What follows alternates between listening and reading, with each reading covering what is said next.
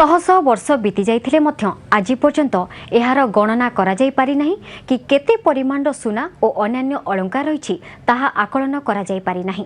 पुणी केउ सम्राट एवं गजपति महाराज को समय यह रखा जाइथिला ताहा भी श्रीमंदिर इतिहास पृष्ठरे लिपिबद्ध होई नाही। या भितरे श्रीमंदिर रत्न भंडार गणना पई पुणी थरे आरंभ होइछि उद्यम। एथिपई गठन करा जाइछि एक सब कमिटी। कहीं केउ अनादि कालरू श्रीमंदिर रे चतुर्धा मूर्ति पूजा पाउचंती। दैनंदिन नीतिकांति ठारू आरंभ करी विभिन्न तिथि विभिन्न बेशरे श्रीजीउ महण महण स्वर्ण अलंकार रे विभूषित होई भक्तों को दर्शन देइथांती। आउ ए सबु स्वर्ण अलंकार रत्न भंडार रे सुरक्षित भावे रखा जाय थाए। किंतु आज भी केते परिमाणर स्वर्ण अलंकार रत्न भंडार रे रहिछि ताहा अस्पष्ट। तेणु आरंभ होइछि आकलन पाई उद्यम। रहस्यमय रत्न भंडार रहस्य भेद पाई प्रयास।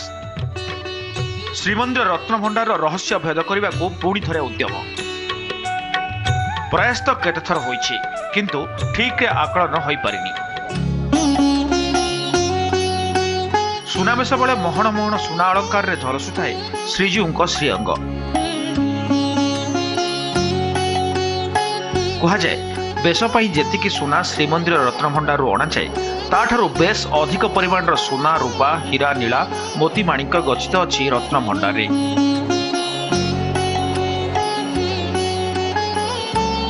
किछि सुना रिजर्व बैंक रे मध्य रखा जाइछि किंतु रत्न भंडार संपूर्ण हिसाब कहा पाखरे नाही।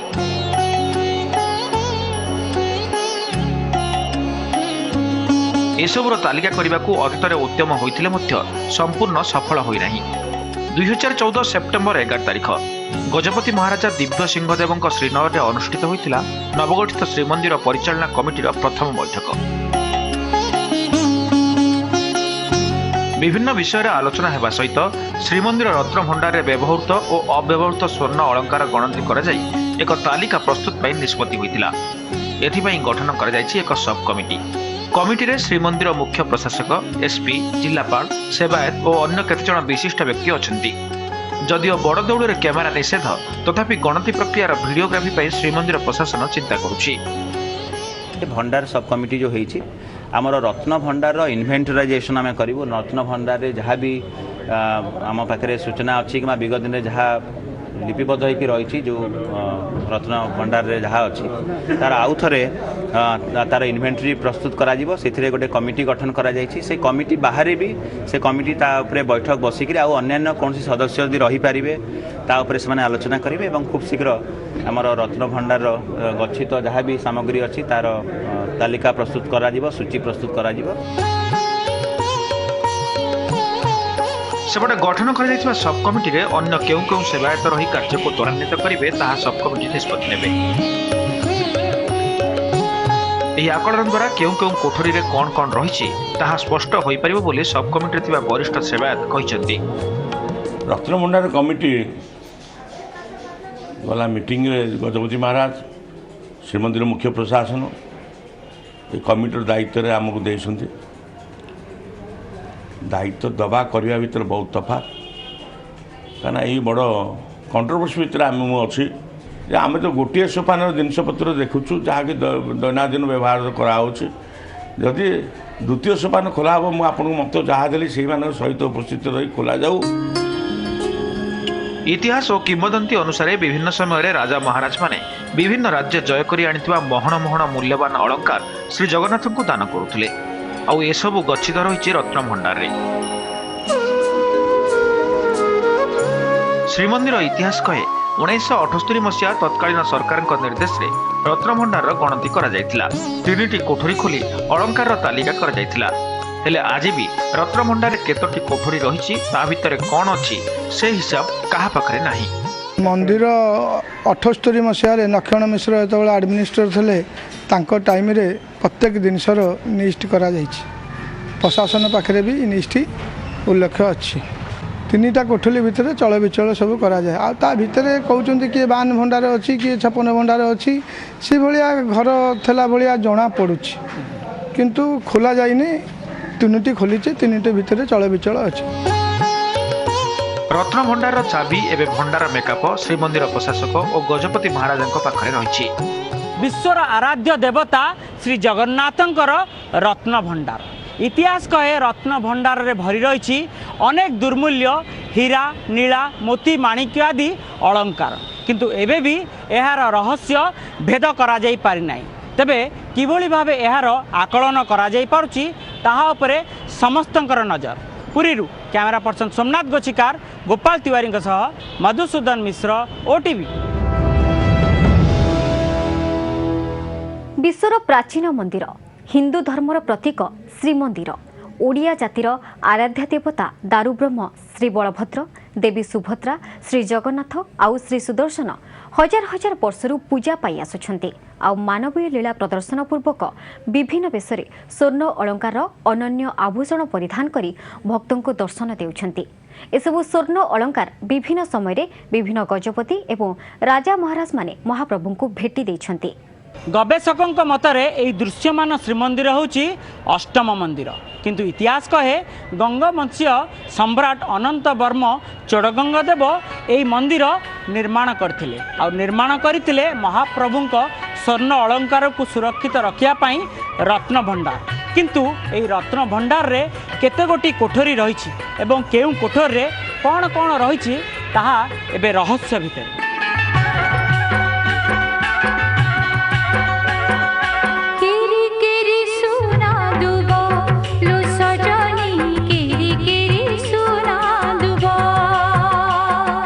श्रीमंदिर ऐतिह्यर गवेषणा अनुसार रत्न भंडार रही 4टी कोठरी।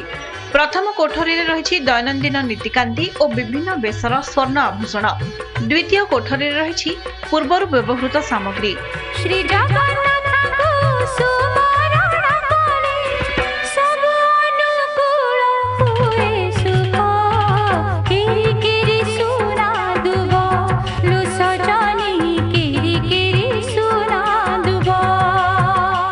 किछि वर्ष तले तत्कालीन श्रीमंदिर मुख्य प्रशासक एहार किछि अंश को रिजर्व बैंक रे रखिछंती जेंथिरु किछि सुध श्रीमंदिर प्रशासन पाउछंती।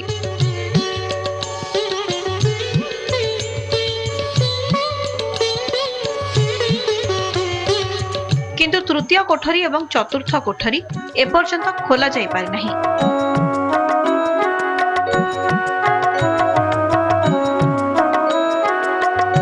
ब्रिटिश समय एवं स्वाधीनता परे तत्कालीन जिलापाल माने एहाकु खोलिबा पई उद्यम करथिले किंतु कोनोसी अघटन जोगु एहा खोला जाई पारि नथिला बोली गवेषणा अधिकारी कहंती।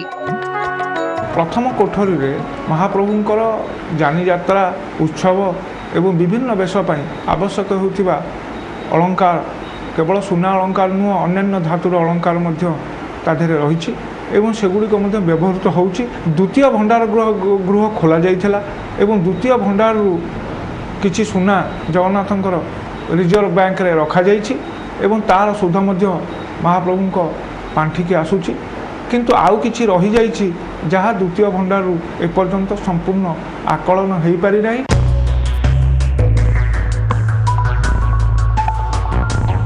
सेपटे श्रीमंदिर भंडार मेकापंक मतरे 3टी कोठरी थिबा स्वर्ण अलंकार को चिन्हट करा जायछि।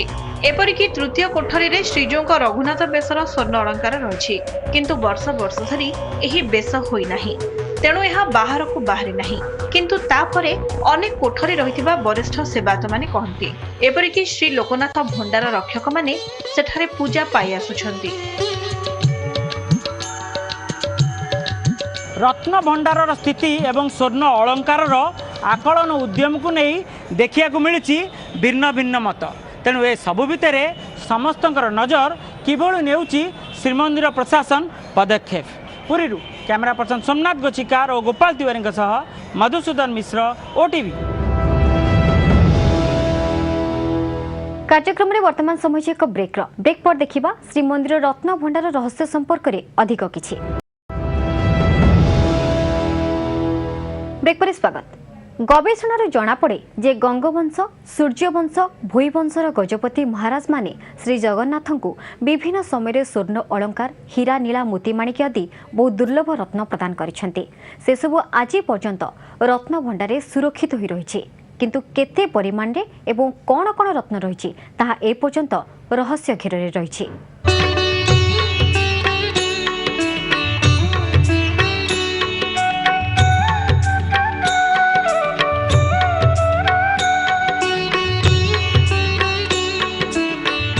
ये हूँ श्रीमंदिर दक्षिण द्वार।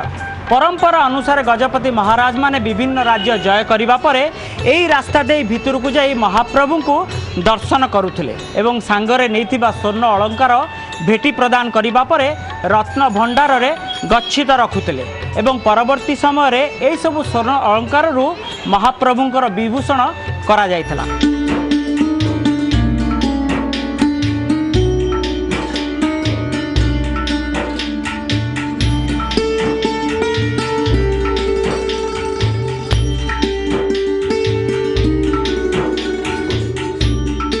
गजपति महाराज कपिलेन्द्र देवଙ୍କ दाक्षिणात्य विजय पर 16 गोटी हस्ती आनी महण महण स्वर्ण अलंकार आउ से सबु भेटी देइथिले महाप्रभु को।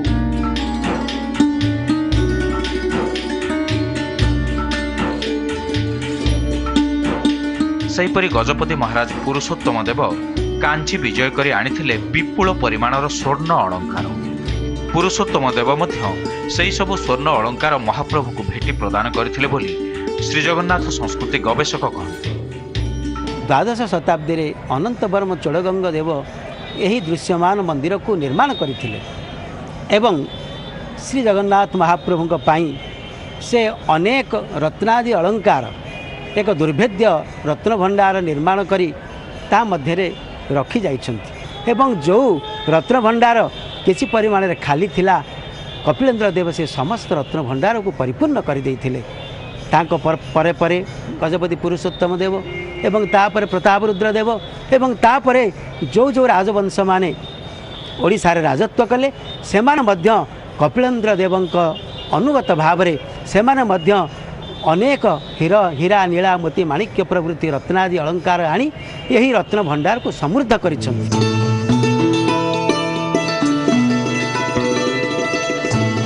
श्रीमंदिर इतिहास एवं गवेषणार जना पड़े जे राजा महाराजा माने महाप्रभु को अनेक स्वर्ण अलंकार भेटी देइछन्ति।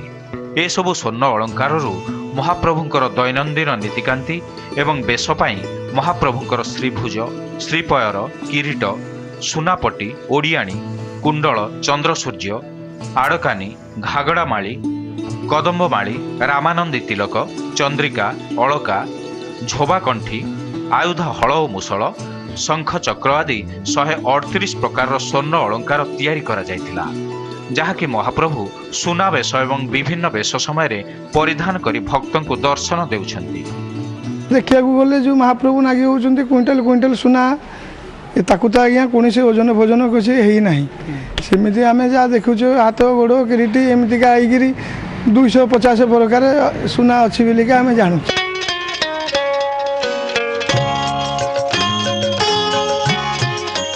समयर परिवर्तन सह विभिन्न समय राजनीति करथिबा गजपति महाराज माने महाप्रभुंकर आद्य सेवक भावे महण महण स्वर्ण अलंकार भेटी भावे प्रदान करचंती।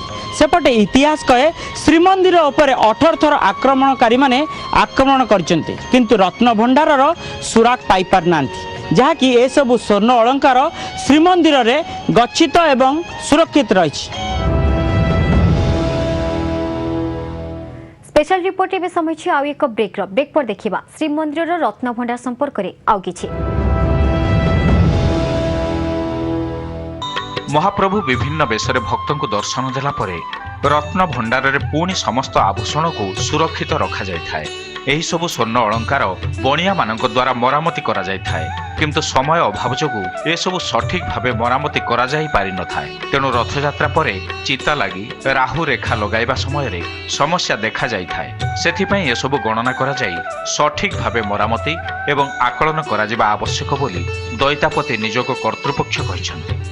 वर्तमान जो परिचालना कमिटी जो निष्पत्ति नहीं बर्तमान स्वागत योग्य निष्पत्ति कहीं पूरे हीरा नीला मोती माणिक आम जो महाप्रभुर चिता लगे करूँ से संपूर्ण भग्न अवस्था तार निश्चित भाव में तार रिपेयरिंग तार निश्चित भाव में तैयारी नहले से गुराक निश्चित भाव आगामी दिन में से गुराक पत्थर पत्थर खसी जबार बहुत संभावना अच्छी। राहु रेखा भी आमर से अवस्था अच्छी तेणुक भितर दीर्घ दिन धरी जो महाप्रभुर अलंकार ता भितर अच्छी से गुराक ସେଗୁଡ଼ାକ ନିହାତି ପାଖରେ ଗଣନା ହେବା ଦରକାର। ସମସ୍ତେ ଏନେ ପ୍ରତିବାଦ କରୁଛନ୍ତି, କିନ୍ତୁ ଆମର ଆଜି ନହେଲା କାଲିକି ନିଶ୍ଚୟ ଇଏ ଖୋଲା ହେବ। କିନ୍ତୁ ଆଗ ଗୋଟେ ସୋପାନ ଖୋଲା ଯାଇ ଦେଖାଯାଉ, ଆଉ ଯେଉଁଗୁଡ଼ିକ ବର୍ତ୍ତମାନ ଅଛି ତାର ସୁରକ୍ଷା କରାଯାଉ। ସେପଟେ ସ୍ୱର୍ଣ୍ଣ ଅଳଙ୍କାର ଗଣତି ଏବଂ ତାଲିକାକୁ ବିରୋଧ କରିଛନ୍ତି ଶ୍ରୀଜଗନ୍ନାଥ ସେବାୟତ ସମ୍ମିଳନୀର ସେବାୟତମାନେ। ସେମାନଙ୍କ ମତରେ 18 ଥର ଆକ୍ରମଣ କରିଥିବା ମୋଗଲମାନେ ଭଣ୍ଡାର ଘର ଟେର୍ ପାଇନଥିଲେ। ତେଣୁ ଏପରି ଗଣତି କରାଯାଇ ଅନ୍ତର୍ଜାତୀୟ ସନ୍ତ୍ରାସବାଦୀଙ୍କୁ ଶ୍ରୀମନ୍ଦିର ଭିତରେ କେତେ ସ୍ୱର୍ଣ୍ଣ ଅଳଙ୍କାର ରହିଛି ଅବଗତ କରିବା ପାଇଁ ଏହା ଏକ ପ୍ରୟାସ ବୋଲି ସେବାୟତ ସମ୍ମିଳନୀର ସେବାୟତମାନେ ଆଶଙ୍କା କରୁଛନ୍ତି। ଏପରିକି କଦାପି କରାଇ ଦିଆଯିବ ନାହିଁ, ଏହାକୁ ଘୋର ବିରୋଧ କରାଯିବ ଏବଂ ଆଇନ ଦୃଷ୍ଟିରୁ ଏହାର ଆକଳନ କରିବା ଅନୁଚିତ ବୋଲି ଶ୍ରୀଜଗନ୍ନାଥ ସେବାୟତ ସମ୍ମିଳନୀର ମୁଖପାତ୍ର କହିଛନ୍ତି। ପୂର୍ବରୁ ଶହ ଶହ ବର୍ଷ ଧରି ଜଗନ୍ନାଥଙ୍କର ଯେଉଁ ଗୁପ୍ତ ଧନ ରହିଆସିଛି ଏବଂ ଯାହାକି ଆବଶ୍ୟକତା ନାହିଁ ଖୋଲିବାର, ଏବଂ ଅତୀତରେ ମୁସଲମାନ ଶାସକମାନେ ଯେତେବେଳେ ଆକ୍ରମଣ କରିଛନ୍ତି ସେ ଧନର ମଧ୍ୟ ଟେର୍ ସନ୍ଧାନ ସେମାନେ ପାଇନଥିଲେ। ବର୍ତ୍ତମାନ ସମଗ୍ର ପୃଥିବୀ ଯେତେବେଳେ ଆତଙ୍କବାଦୀ ସଂଗଠନ ଦ୍ୱାରା ଆକ୍ରାନ୍ତ ହେବାକୁ ବସିଛି ଏବଂ ଜଗନ୍ନାଥ ମନ୍ଦିର ତାଙ୍କ ଟାର୍ଗେଟ୍ ଭିତରେ ରହିଛି, ତେଣୁ ସେ ଗୁପ୍ତ ଧନକୁ ପରିପ୍ରକାଶ କରିବା ଆବଶ୍ୟକତା କିଛି ନାହିଁ, ଯାହାକି ସନ୍ତ୍ରାସବାଦୀ ଆନ୍ତର୍ଜାତିକ ସନ୍ତ୍ରାସବାଦୀ ସଂଗଠନକୁ ସବୁ ତଥ୍ୟ ମିଳିଯାଇପାରିବ। এটা প্রশাসন তরফর যে হচ্ছে এটা বহুত আম বহুত স্বাগতযোগ্য। আমি মানে দেখি আসছু যে শুনি আসছু আমার কেরলর পদ্মনাভ মন্দির, তিরুপতি মন্দির তাঁর বহুত যে সম্পত্তি আছে তা বিষয়ে আমি বহুত শুণিବାକୁ পাচ্ছু, আর তার হিসাব বি জাঁপারছু। কিন্তু বর্তমান সুদ্ধা আমি আমার জগন্নাথ মন্দির আমি এতে ভক্ত হয়ে বর্তমান আমি তাঁর বিষয়ে কিছু জাঁপারু। শুণুছে যে জন্ম আমার পূর্বজন্মর সাতটা দ্বার খোলি বহুত সম্পত্তি আছে, কিন্তু তার হোয়ার আউটস আমি কিছু জানি না। যদি প্রশাসন তরফর এইটা গোটে খোলা হচ্ছে কবাট খোলিকি তার কিছু সম্পত্তি জাঁয়া চাহুଛନ୍ତି, এটা আম বহুত স্বাগতযোগ্য। ଭାରତବର୍ଷର ଇତିହାସ କହେ ରାଜା ମହାରାଜଙ୍କ ଠାରୁ ଆରମ୍ଭ କରି ଜମିଦାର ଧର୍ମବିଶ୍ୱାସୀ ଭକ୍ତମାନେ ମାନସିକ ପୂରଣ ଉଦ୍ଦେଶ୍ୟରେ ବିଭିନ୍ନ ମନ୍ଦିରକୁ ସ୍ୱର୍ଣ୍ଣ ଅଳଙ୍କାର ଆଦି ଦାନ କରୁଥିଲେ, ଯାହାକି ଭଣ୍ଡାର ଘରେ ସୁରକ୍ଷିତ କରି ରଖାଯାଉଥିଲା। କାଳ କାଳରୁ ଶ୍ରୀମନ୍ଦିରରେ ମଧ୍ୟ ରତ୍ନ ଭଣ୍ଡାରେ ଏଭଳି ସୁନା ଅଳଙ୍କାର ସୁରକ୍ଷିତ ରହିଛି। ଏପରିକି ଗତ କିଛି ମାସ ତଳେ କେରଳର ପଦ୍ମନାଭ ସ୍ୱାମୀ ମନ୍ଦିରରେ ଥିବା ସ୍ୱର୍ଣ୍ଣ ଅଳଙ୍କାର ଆକଳନ କରାଯାଇଥିଲା। ସେହିପରି ଘଟଣାକ୍ରମେ ପୁରୀର ଏମାର ମଠରେ ସୁରକ୍ଷିତ ଥିବା ରୂପାଇଟା ଉଦ୍ଧାର କରାଯାଇ ସୁରକ୍ଷିତ ଭାବେ ରଖାଯାଇଛି। କେରଳର ତିରୁଅନନ୍ତପୁରମରେ ରହିଛି ଶ୍ରୀ ପଦ୍ମନାଭ ସ୍ୱାମୀ ମନ୍ଦିର। ଭାରତର ଏକ ପ୍ରମୁଖ ଧାର୍ମିକ ପୀଠ ହେଉଛି ଶ୍ରୀ ପଦ୍ମନାଭ ସ୍ୱାମୀ ମନ୍ଦିର। ମନ୍ଦିରର ଗର୍ଭଗୃହରେ ରହିଛି ଭଗବାନ ବିଷ୍ଣୁଙ୍କ ଏକ ବିଶାଳ ମୂର୍ତ୍ତି। ଦର୍ଶନ ପାଇଁ ପ୍ରତିଦିନ ହଜାର ହଜାର ସଂଖ୍ୟାରେ ଭକ୍ତଙ୍କ ଭିଡ଼ ଜମେ ଏହି ପବିତ୍ର ପୀଠରେ। ଶ୍ରୀ ପଦ୍ମନାଭ ସ୍ୱାମୀ ମନ୍ଦିରର ରତ୍ନ ଭଣ୍ଡାରରେ ରହିଛି ବହୁ ପରିମାଣରେ ସୁନା ଅଳଙ୍କାର, ସୁନା ଓ ରୂପା ଟଙ୍କା, ରତ୍ନଖଚିତ ମୁକୁଟ ସହିତ ବହୁ ମୂଲ୍ୟବାନ ପଥର ମୂର୍ତ୍ତି ଆଦି। ପୂର୍ବରୁ କେତେଥର ରତ୍ନ ଭଣ୍ଡାର ଖୋଲାଯାଇଥିଲେ ମଧ୍ୟ ଗଚ୍ଛିତ ରତ୍ନ ଅଳଙ୍କାରର ସମ୍ପୂର୍ଣ୍ଣ ତାଲିକା କରାଯାଇ ପାରୁନଥିଲା। ତେଣୁ ସୁପ୍ରିମକୋର୍ଟଙ୍କ ଆଦେଶରେ 2011ରେ ଖୋଲାଯାଇଥିଲା ଶ୍ରୀ ପଦ୍ମନାଭ ସ୍ୱାମୀ ମନ୍ଦିରର ରତ୍ନ ଭଣ୍ଡାର। 6ଟି ରତ୍ନ ଭଣ୍ଡାରରେ 1 ଲକ୍ଷ କୋଟିରୁ ଅଧିକ ସମ୍ପତ୍ତି ଥିବା ଆକଳନ କରାଯାଇଥିଲା। କିନ୍ତୁ ସେପଟେ ଗବେଷଣା ଅଧିକାରୀଙ୍କ ମତରେ ଶ୍ରୀମନ୍ଦିରର ରତ୍ନ ଭଣ୍ଡାରରେ କେରଳର ଶ୍ରୀ ପଦ୍ମନାଭ ସ୍ୱାମୀ ମନ୍ଦିର ଠାରୁ ଢେର ଅଧିକ ସ୍ୱର୍ଣ୍ଣ ଅଳଙ୍କାର ଗଚ୍ଛିତ ରହିଛି, ଯାହାକି ଗଣନା କରାଯିବା ଆବଶ୍ୟକ। ଯାହାଫଳରେ ଓଡ଼ିଆ ଜାତିର ଏବଂ ବିଶ୍ୱ ଆରାଧ୍ୟ ଦେବତାଙ୍କ ମହିମା ଆହୁରି ପରିବ୍ୟାପ୍ତ ହେବ ବୋଲି ଗବେଷଣା ଅଧିକାରୀ କହିଛନ୍ତି। କୁହାଯାଏ ଭାରତରେ କେରଳରେ ଥିବା ଶ୍ରୀ ପଦ୍ମନାଭ ସ୍ୱାମୀଙ୍କ ମନ୍ଦିରରେ ସବୁଠାରୁ ଅଧିକ ସୁନା ରହିଛି ବୋଲି। କିନ୍ତୁ ଯଦି ଆମେ ଇତିହାସକୁ ପର୍ଯ୍ୟାଲୋଚନା କରିବା ତେବେ କାଳେ କାଳେ ଶ୍ରୀ ଜଗନ୍ନାଥ ମନ୍ଦିରରେ ସବୁଠାରୁ ଅଧିକ ସୁନା, ରୂପା, ହୀରା, ଲୀଳା, ମୋତିମାଣିକ ରହିଥିଲା, ଏଥିରେ ଦୁରୁକ୍ତି ନାହିଁ। କେବଳ କେରଳ ନୁହେଁ, ଏହା ପୂର୍ବରୁ 2011 ମସିହା ଫେବୃଆରୀ 26 ତାରିଖରେ ଏକ ଘଟଣାକ୍ରମେ ପୁରୀର ଏମାର ମଠର ନିବୁଜ କୋଠରୀରୁ 18 ଟନ୍ ଓଜନର ପ୍ରାୟ 70 କୋଟି ଟଙ୍କାର 522 ଖଣ୍ଡ ରୂପାଇଟା ଉଦ୍ଧାର କରାଯାଇଥିଲା। ପରେ ଏହି ରୂପାଇଟାକୁ ଏମାର ମଠରୁ ସ୍ଥାନାନ୍ତରିତ କରାଯାଇ ପୋଲିସ ସୁରକ୍ଷା ଭିତରେ ଜିଲ୍ଲା ଆର୍ମୋରିରେ ରଖାଯାଇଛି। ମୋ ମତରେ ଜଗନ୍ନାଥ ମନ୍ଦିରର ଯେଉଁ ଲୁକାୟିତ ସମ୍ପତ୍ତି ଅଛି ବୋଲି ଆମେମାନେ ସମସ୍ତେ ଶୁଣୁଛେ ବା ଜାଣୁଛେ, ଲୋକମାନଙ୍କ ମନରେ ବି ଗୋଟେ ଆକାଂକ୍ଷା ରହୁଛି ଯେ କ'ଣ ଜଗନ୍ନାଥ ମନ୍ଦିରରେ ଅଛି ବୋଲି। ସବୁ ଦିଗକୁ ଦୃଷ୍ଟିରେ ରଖି ଯେଉଁମାନେ ସେଠିକି ଯିବା ପାଇଁ ଉପଯୁକ୍ତ ବା ଯେଉଁମାନଙ୍କର ଅଧିକାର ଅଛି ସେ ସମସ୍ତଙ୍କୁ ନେଇ ମନ୍ଦିରର ଏ ରତ୍ନଭଣ୍ଡାରର ଆକଳନ କରାଯାଉ। ଏଥିରେ କୌଣସି ଅସୁବିଧା ଅଛି ବୋଲି ମୁଁ ଭାବୁନାହିଁ। ଶ୍ରୀମନ୍ଦିରର ଇତିହାସର ପୃଷ୍ଠା ଆଜି ବି ଖାଲି ପଡ଼ିଛି। ନାହିଁ ରତ୍ନ ଭଣ୍ଡାରରେ ଥିବା ସ୍ୱର୍ଣ୍ଣ ଅଳଙ୍କାରର ପୂର୍ଣ୍ଣ ତାଲିକା। ତେବେ ଦେଖିବାର କଥା ଶ୍ରୀମନ୍ଦିର ପରିଚାଳନା କମିଟି ତରଫରୁ ନିଆଯାଇଥିବା ନିଷ୍ପତ୍ତି କେତେ ଦୂର କାର୍ଯ୍ୟକାରୀ ହୋଇପାରୁଛି ଆଉ ରତ୍ନ ଭଣ୍ଡାରର ସ୍ପଷ୍ଟ ଚିତ୍ର ବାହାରି ପାରୁଛି। ପୁରୀରୁ କ୍ୟାମେରା ପର୍ସନ ସୋମନାଥ ଗୋଚିକାରଙ୍କ ସହ ମଧୁସୂଦନ ମିଶ୍ର, OTV। ଶ୍ରୀମନ୍ଦିର ରତ୍ନଭଣ୍ଡାର ଗଣନାକୁ ନେଇ ଆରମ୍ଭ ହୋଇଛି ତର୍କ ବିତର୍କ। ଶ୍ରୀମନ୍ଦିରର ସେବାୟତ ଜଗନ୍ନାଥ ସଂସ୍କୃତିର ଗବେଷକମାନେ ରତ୍ନଭଣ୍ଡାର ଗଣନାକୁ ନେଇ ଭିନ୍ନ ଭିନ୍ନ ମତ ଦେଉଛନ୍ତି। ତେଣୁ ପ୍ରଶ୍ନ ଉଠୁଛି, ରତ୍ନଭଣ୍ଡାର ରହସ୍ୟ ଭେଦ କରିବା ପାଇଁ କ'ଣ ଶ୍ରୀମନ୍ଦିର ପ୍ରଶାସନ ସଫଳ ହେବେ? କ'ଣ ରତ୍ନଭଣ୍ଡାର ଏକ ପୂର୍ଣ୍ଣାଙ୍ଗ ତାଲିକା ପ୍ରସ୍ତୁତ କରିବା ସମ୍ଭବପର ହେବ? ତେବେ ଏସବୁ ପ୍ରଶ୍ନର ଉତ୍ତର ମିଳିବ ନିକଟ ଭବିଷ୍ୟତରେ। ତେବେ ଆଜି ତ ସମୟ ହୋଇଯାଇଛି। ସ୍ପେଶାଲ ରିପୋର୍ଟର ଏହି ଏପିସୋଡ୍ ଆପଣଙ୍କୁ କେମିତି ଲାଗିଲା ଚିଠି ଲେଖି ନିଶ୍ଚୟ ଜଣାଇବେ। ଆମ ଠିକଣା ହେଲା special report, OTV, C1, BDA, Chandrasekharpur, Bhubaneswar 751016। ନମସ୍କାର।